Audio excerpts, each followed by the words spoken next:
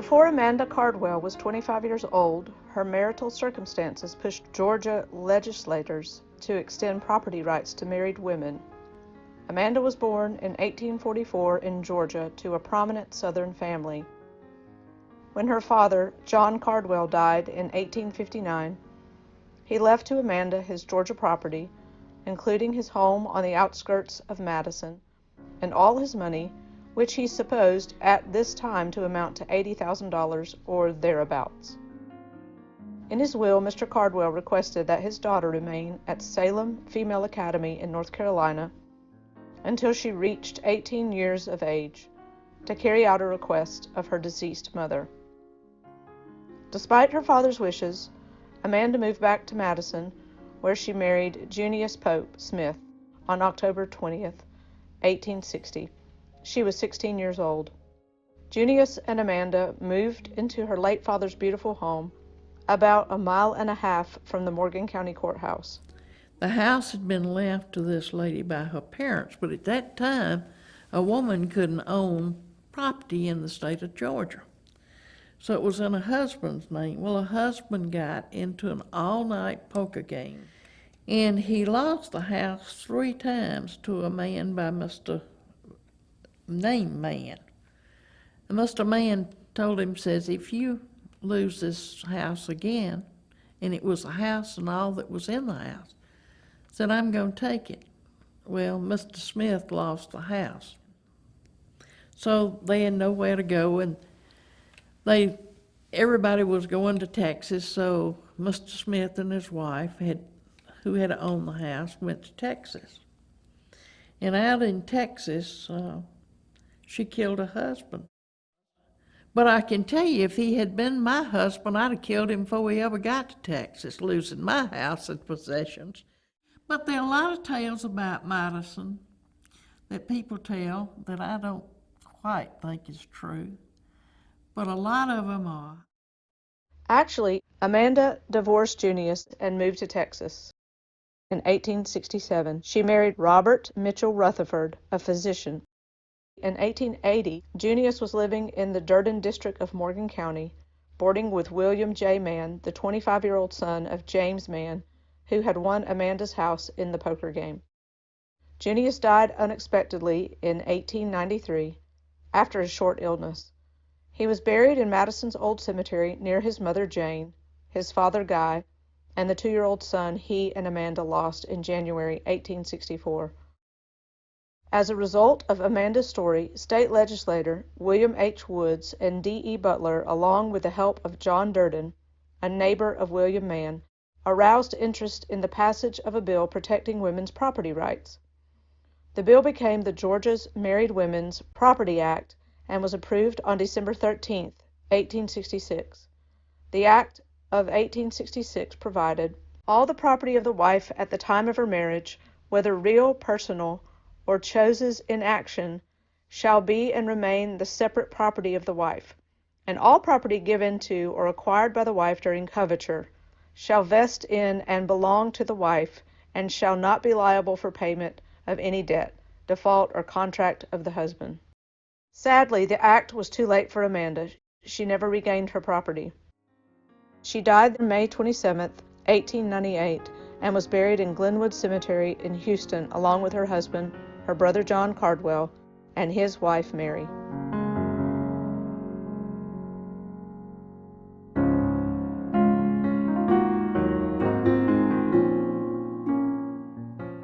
Born in 1869, Lula Hurst had a normal childhood, living with her family in Polk County, Georgia, until at the age of 14.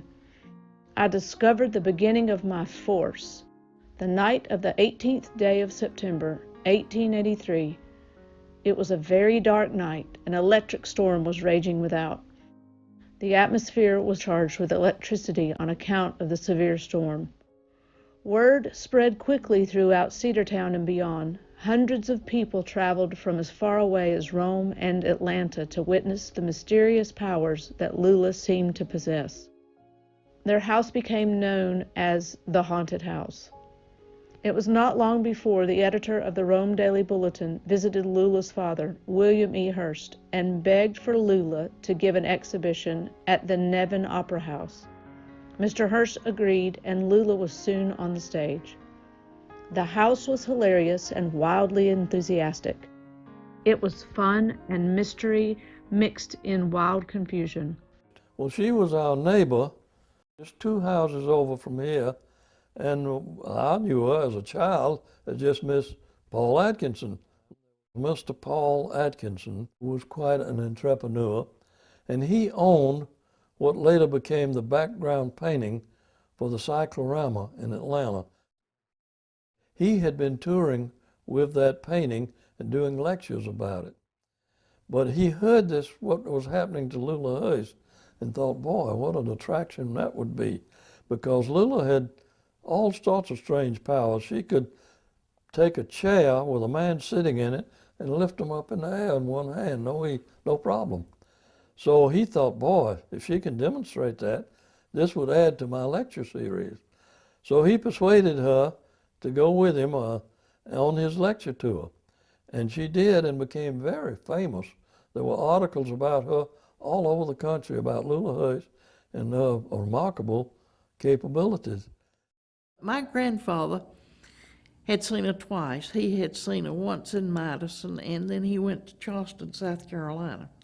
And he thought she was a great person. Our people were astounded at the unnatural powers exhibited by Miss Lula Hearst in her recent entertainment at Foster's Hall. She is a cyclone, a 40-horsepower engine, a bundle of dynamite, all in one. If you don't believe it, just give her a round and you will think that John L. Sullivan has commenced wearing dresses. But skepticism of Lula's powers were growing, and she decided to retire from the stage in 1885 when she was only 16. She returned to Rome and attended Shorter Female College. If I can't explain this thing, I can at least hide it and give the public mind a rest. If I do not succeed in this undertaking, I resolve to the day of my death to remain in the seclusion of my quiet home life and carry with me in solitude to my grave the mystery of the great unknown. So she quit, and we had a copy of a Chicago newspaper, and the headline on it was, "Whatever happened to Lula Hearst?" She had just disappeared. Following college, Lula once again was in the public spotlight. Miss Lula Hearst, the electric wonder, was married one day last week to Mr. Paul M. Atkinson, her late manager, formerly of Madison, Georgia, but now of Chattanooga, Tennessee. Miss Lula cleared $100,000, retired from the stage, returned to college in Rome, Georgia, graduated, and like a sensible young woman, married an industrious and sober young man. Lula and Paul soon moved to a house on Main Street in Madison, Georgia. Paul Atkinson and Lula lived in front of the Madison Morgan County Cultural Center. That's their home. And one day, I went to my grandparents' house. I was 10 years old by that time. And my grandfather sat down, he said, "Carol, I've got something to tell you." He said, "I want to talk to you about Aunt Lula." I said, "What about her?" He said, "Did you know she was on the stage at one time?" I said, "No, what did she do?" And he looked at me and twinkled in his eye and said, "Well, she could levitate things, and men could stand on a table and she could pick that table up with one finger." But he said, "Now you've got to keep this a secret." And I said, "Why do I have to keep it a secret?" He said, "Well, when she got off the stage, she never wanted it to be known that she was ever on stage." Well, that night I came home and I got my bicycle, and I bet I rode by her house 20 times thinking that she was in there moving something. I never saw a thing in the house move. I think she was a great Southern lady. She did more to encourage young ladies to get out in the field and work and go into the business world. And she kept a lot of the young ladies there in her house. They were boarders and went to school here and worked in Madison. So it was just a wonderful story. I never did tell the secret, though, until after she died.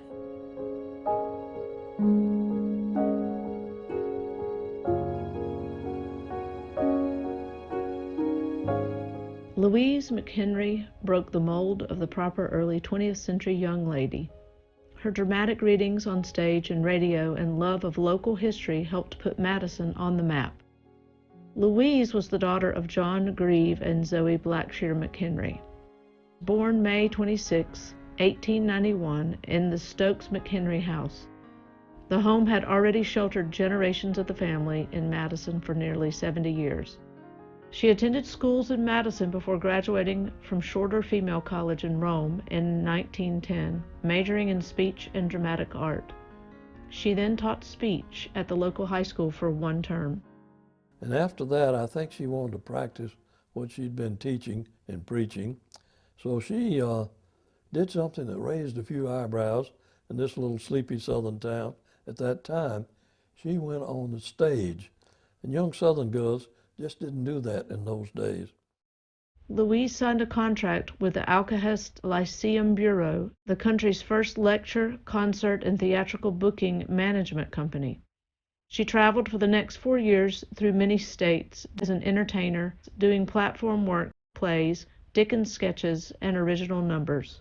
In 1916, at the age of 25, Louise married Dan Hickey of New Orleans. They moved to Nashville, where their only child, a son, Dan McHenry, was born. They called him Laddie. 4 years later, the young Hickey family was living in Madison in the old home on First Street, together with Louise's parents and her sister Hallie. Louise continued her theatrical pursuits. A play she wrote, simply called Happy, was performed in the high school auditorium.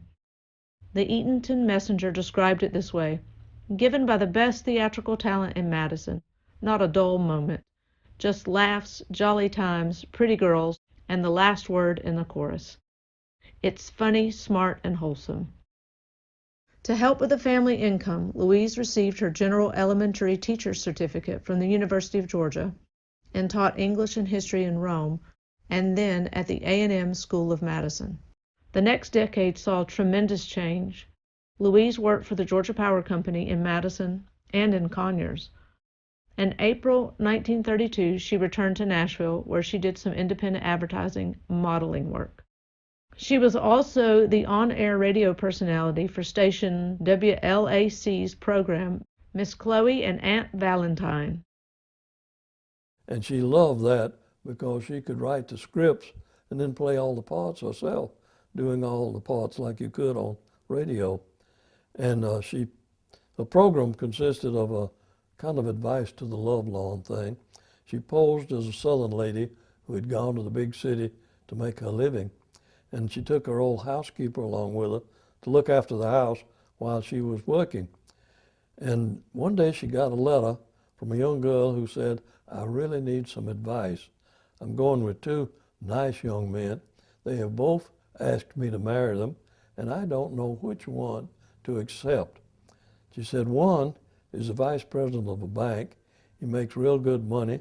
I know if I married him, I'd never have any financial problems, but he's just kind of boring to be with.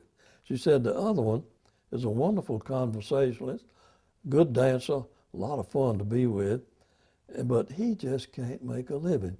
She said, now which one should I accept? That's the kind of show my mother had on radio.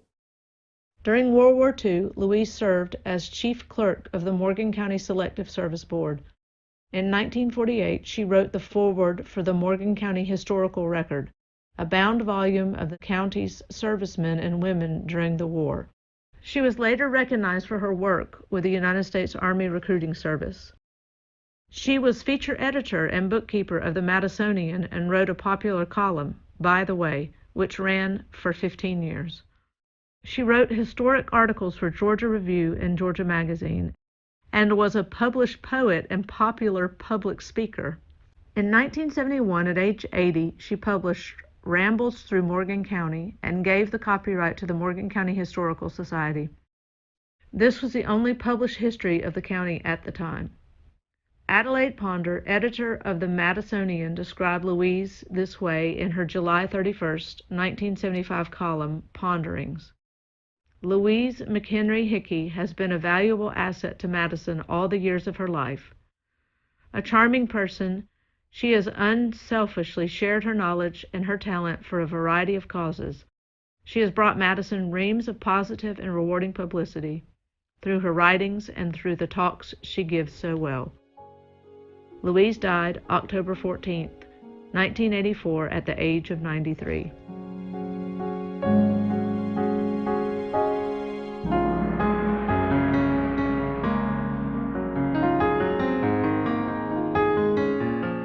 My first teacher, her name was Hazeltine Mitchell. Her husband was pastor of the church, and his name was Walter Mitchell. They have a daughter who's living now. She lives in Atlanta. Her name is Dr. Rosalind Patterson. I was told that she was the first African American from Morgan County to have received a doctorate degree. I think Rosalind went on and she taught for years at Spelman College, I believe. The family's incredible story began over a century ago in Morgan County when her mother was born in 1905 to Fannie and Thomas Randall. Fannie Harris Randall died from pneumonia. She had just finished sewing Easter clothes for her children, including 3-year-old Hazeltine, named for Fannie's mother. Thomas, also ill from pneumonia, was overcome with grief and stopped eating. He died within a week of Fannie's death, leaving 8 orphans, who ranged in age from 11 years to 7 months old. The young Randall family lived on North Main Street near Fannie's parents, Harrison and Tallulah Hazeltine Harris, likely born into slavery. Both were now in their late 60s. Now they were faced with the prospects of taking in 8 orphans, their grandchildren. Proceedings to appoint Harrison Harris as guardian of the minor orphans were filed in the Morgan County office of the Ordinary on May 10, 1909 by Madison attorney E.R. Lambert. The order was granted November 3rd. 3 of the Randall children stayed in Madison with their grandparents. 3 other Randall children went to live in Salisbury, North Carolina, and were adopted by Fannie's sister, Sue Jett, and her husband, Hercules Smith. Hazeltine was adopted by Belle and Love Jones, who lived in the corner of Blue Moon Hill and Whitehall Street in the Canaan neighborhood of Madison. Belle owned a restaurant which she had opened a few years earlier.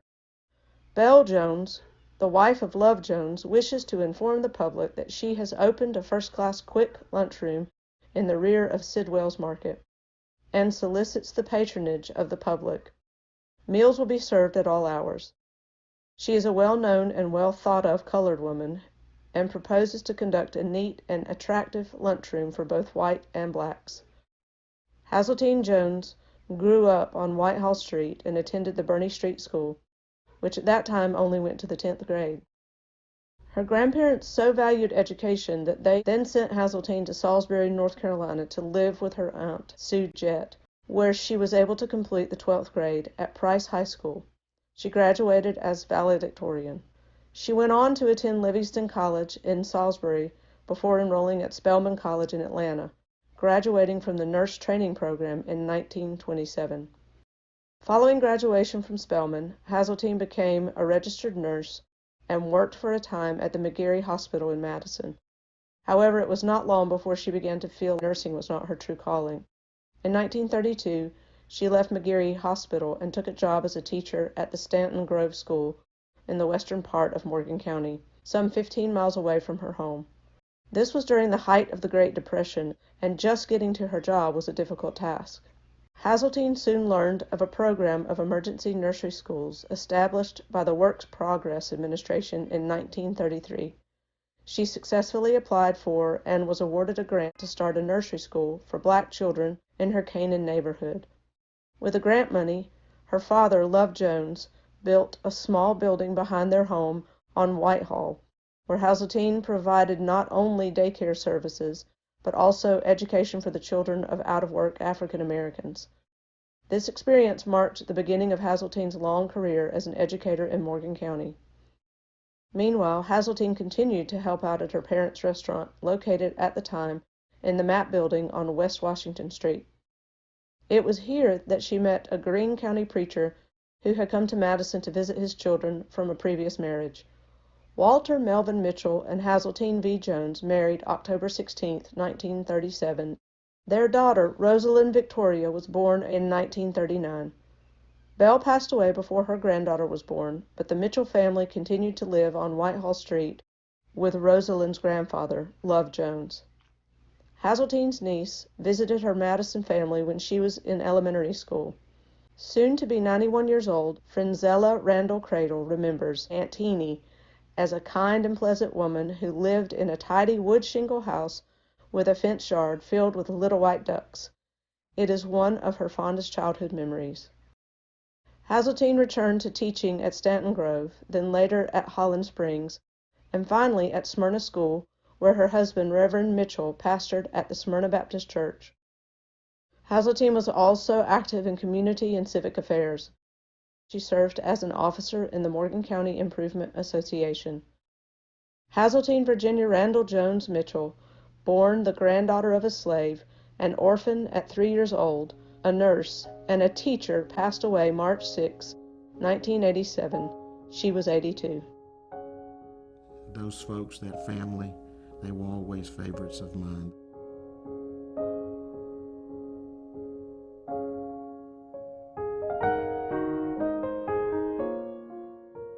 Looking for a better place to raise her children, stage and media personality Annie Lee Small found the perfect business opportunity in Madison in 1959. Annie Lee Stagg was born July 19, 1920 in Elba, Alabama, to Mary and Olin Whitfield Stagg. She was primarily reared in Jacksonville, Florida. She began her radio career at age 12 when she walked into WMBR Radio of Jacksonville and asked for an audition. She was given a weekly program of poetry readings entitled Gems of Thought, which aired every Sunday afternoon. When I went to work, the radio station in Jacksonville was on the top floor of the Carling Hotel, and we were just in regular bedrooms, and they had black curtains all around the wall, and microphones hung from the ceiling and looked like frying pans with that kind of thing. And they would have radio as long as they had somebody there live to do it, because they didn't have any tapes or anything like that.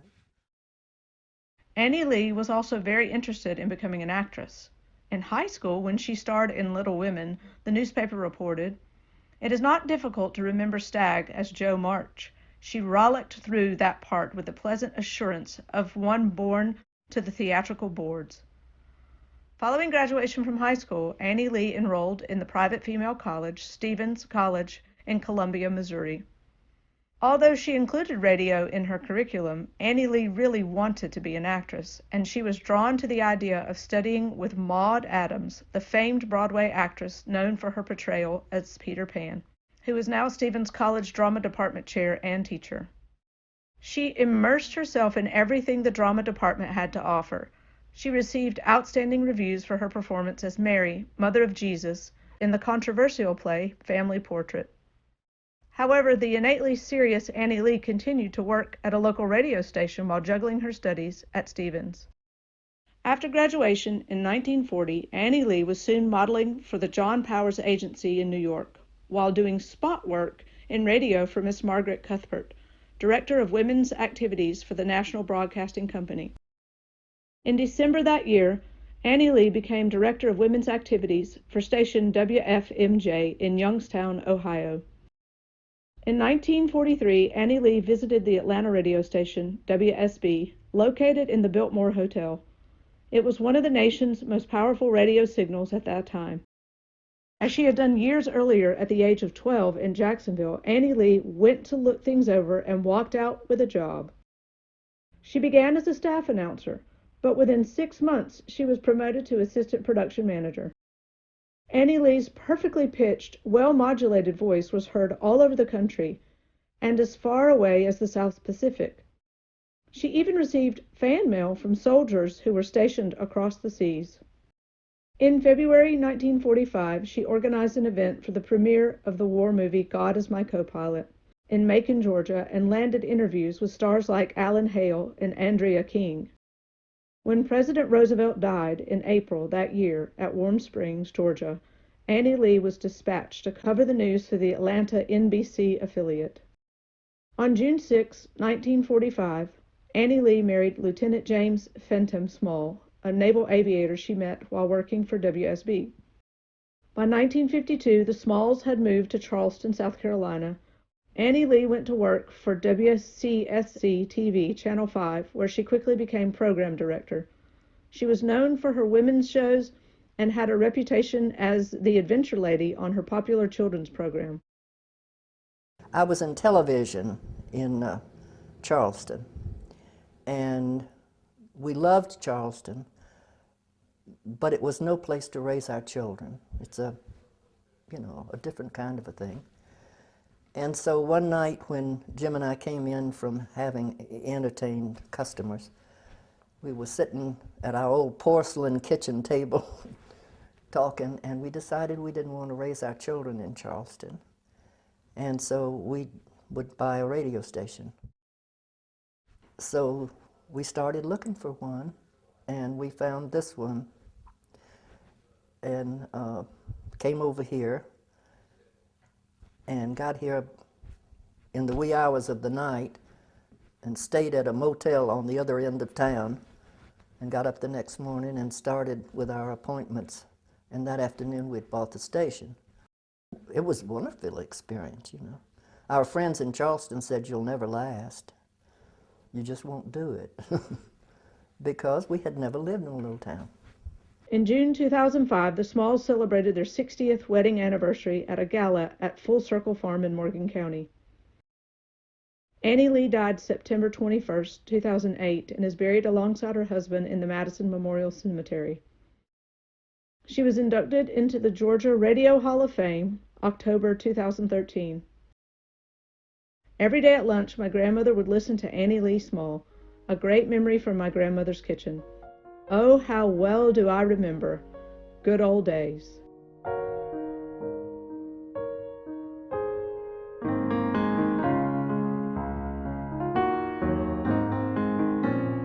Rosalind Elizabeth Wallace was a brilliant scientist who gave her life to research a cure for cancer. She was born July 30th, 1924, in the small town of Rutledge, Georgia, just west of Madison. After graduating from Rutledge High in 1940, she attended Brenau Women's College in Gainesville, Georgia, with a plan to study English and perhaps become a journalist. As luck would have it, Rosalind enrolled in a biology class taught by Yale-educated Dr. Benjamin J. Caiston, one of the nation's foremost spider scientists. The web was spun, and Rosalind went on to graduate from Brenau in 1944 with a degree in biology. Rosalind continued her education, finally completing a doctorate in biology from Harvard. She earned a Fulbright Award and studied in Paris. Rosalind began her career in the late 1940s in New York. She began working on a vaccine for polio, but switched to cancer research, creating research practices and cancer therapies that are still used today. She got all kind of awards and Fulbright scholarship and studied in Paris. Then got a job at Lederle Laboratories in New York, Pearl River, New York.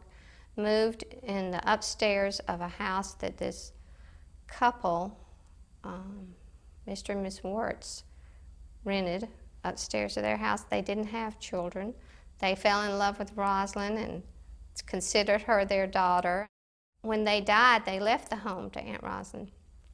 Then Aunt Rosalind rented the upstairs to young people who got jobs at Lederle Laboratories. Growing up, Rosalind was quite the tomboy. Her father built her a dollhouse, but she was not interested in dolls. Instead, she declared it her clubhouse and invited all her friends to choose a name. Her schoolmate and her cousin Adelaide's future husband, Graham Ponder's name, was drawn from a jar, and the clubhouse became appropriately Chum's Delight. Her mother made her pretty dresses with lots of ruffles, but she never imagined that Rosalind would wear them to ride her motorcycle or drive her cousins, Adelaide and Anne, on afternoon buggy rides. Aunt Rosalind was very, very intelligent, very interested in science, very interested in math, and she just was a prankster. She's always getting into something because she got bored at school because she was always far ahead of everybody else in what's going on. But what she's most famous for, she was in school, the water tower was right there at the school, and I'm thinking she was about 9 or 10 or something like that, and somebody just dared her to do it, so she climbed that little bitty ladder up to the top of the water tower and walked around the water tower and was waving to everybody down there, and then the principal, Mr. Ivy, came out and all the school teachers, you know, and had to make her come down. But anyway, that's what she's most famous for. That's walking the water tower. According to her niece, Teresa Wallace, Burnell gave Rosalind the confidence to pursue her dreams. When she died July 18, 2009, at the age of 84, the nationally recognized pharmaceutical researcher left almost her entire estate to Burnell to help young women like her who were interested in math and science. Rosalind is buried in the Rutledge Cemetery in a small town where she grew up, next to her mother and father. Her obituary reads, "She will be remembered for her kindness, gentle nature, courage, and taking a challenge."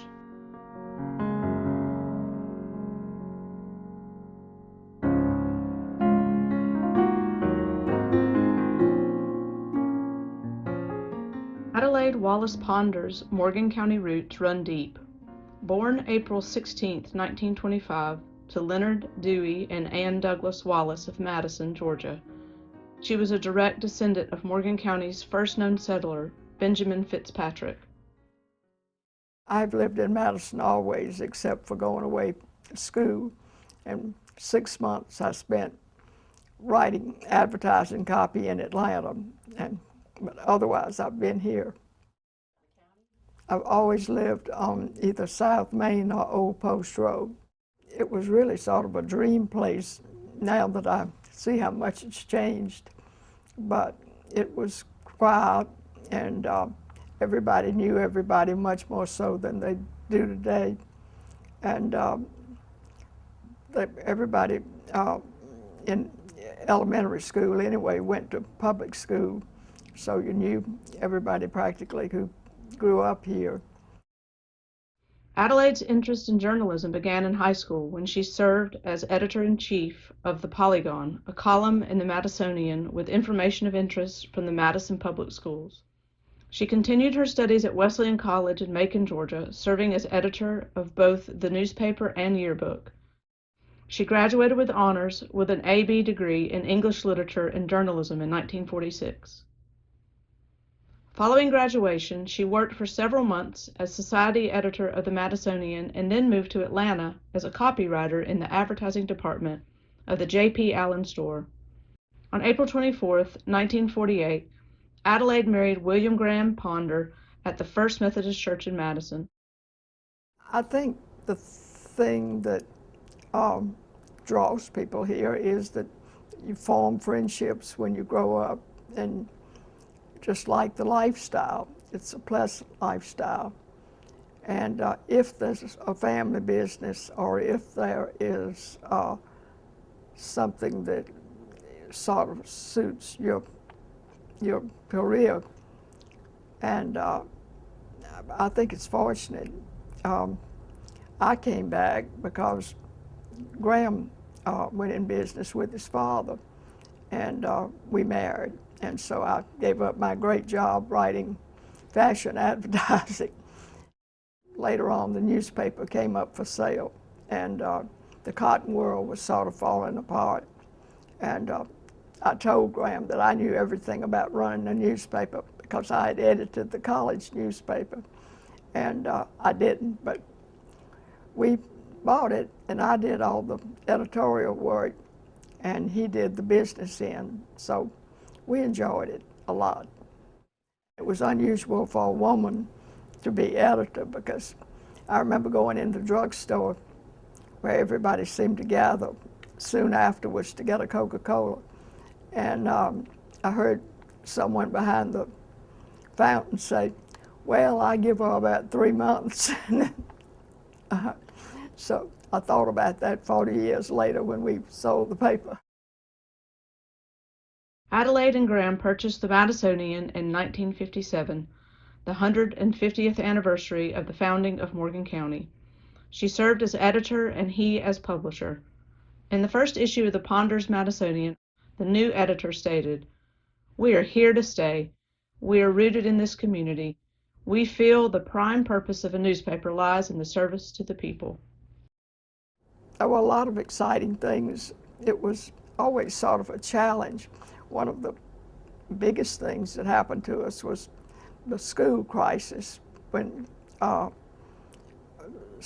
was a difference of a feeling on integrating the public schools, and our paper took a very moderate stand, and we weren't always the most popular people in the world, but I think it helped. We didn't have any of the bad trouble that a lot of towns had and a lot of schools had. Christine Lambert, her longtime friend, said this of Adelaide: "She has been a treasure for this community because of the stances she took with her newspaper editorials. She just had a way of, when sticky issues came up, putting it in print without being inflammatory." Adelaide's influence was felt beyond the pages of the Madisonian. She was one of the first women named to the UGA Grady School of Journalism Advisory Board, and also served as an instructor at the school. She was the first woman to serve as chair of the Georgia Press Institute. Noted Georgia author Philip Lee Williams, one of the first student interns at the Madisonian, remembers Ponder as his first mentor. "I owe more than I could possibly repay to Adelaide. She was never too busy to help and always brave and courageous. She was never afraid to jump into any issue with both feet. It was a time of great madness across the South.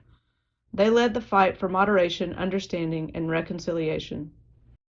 Under the Ponders' leadership, the Madisonian received a record 9 Georgia Press Association awards. Among the judges' comments, "I wish I had your editor at one of my newspapers." Together with Christine Lambert, she co-chaired the Madison Beautification Committee and was credited with arousing an interest in city restoration and beautification, promoting tourism, and revising local economy.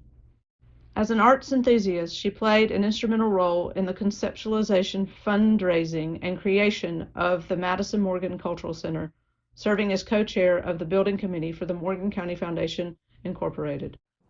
One of the bad things that happened in those years was that we lost so many good old houses, beautiful places, to filling stations, because this was becoming a thoroughfare. And some of the nicest houses were torn down. And that was one reason we made such a major effort to save the building the cultural center's housed in, because we were afraid it was headed for demolition and being either a filling station or that would hurt another part of town. So I think it's answered a great purpose by being an arts center. Lambert called Adelaide a visionary. "She and I were invited to join the Morgan County Foundation when it was an all-male board. She could wave her hand and talk about a performing arts center and have us all mesmerized. She had the vision to see what it could be." Adelaide went on to serve as a board member of the Georgia Trust for Historic Preservation. In 1993, she received the Governor's Award in the Humanities for her volunteer efforts. Adelaide was individually recognized in 1994 when she received the Emma C. McKinney Award. National Newspaper Association chairman stated, "She makes a difference for the good in everything in which she is involved." After 4 decades, the Ponders sold the Madisonian in 1996. Although Adelaide no longer had the day-to-day responsibilities of overseeing an award-winning newspaper, she remained a strong force in Madison and beyond. In 2001, Adelaide was appointed by the Madison Bicentennial Committee to join a fundraising committee for a legacy project. She and Christine Lambert teamed up again, raising over $1 million for the creation of the Madison Town Park. The project included sensitive renovation and rehabilitation of a modest 19th century brick structure known as the Old Southern Express, the office used by cotton brokers Paul Holloway Ponder and his son Graham. That little building they call the Ponder Building is probably, along with the railroad station, the oldest. And I'm glad that they are going to save it with the park. After nearly 6 decades of service to Madison, Graham and Adelaide retired to St. Simon's Island, where 2 of their daughters lived. Graham passed away in 2013. Adelaide died at age 90 in 2015. They are both buried in Madison's Old Cemetery.